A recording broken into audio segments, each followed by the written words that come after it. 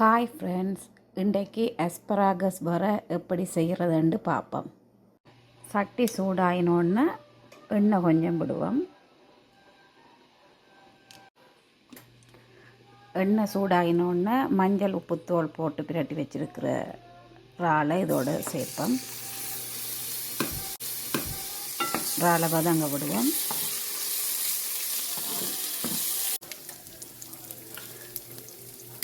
இறால் வதங்கினோன்னு கொஞ்சம் கடுகு சேர்த்து பொரிய விடுவோம்.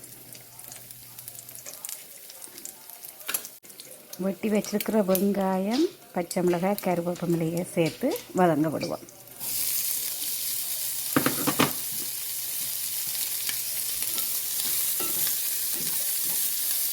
வெங்காயம் வதங்கினோன்னு வெட்டி வச்சிருக்கிற அஸ்பராகஸை இதோடு சேர்த்து வதங்க விடுவோம்.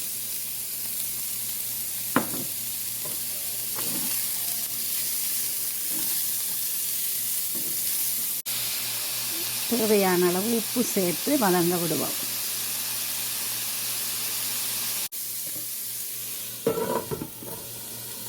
அஸ்பராகஸ் வதங்கினோன்னு கடைசியாக தேங்காய்ப்பு கொஞ்சம் சேர்த்து கிளறி விடுவோம்.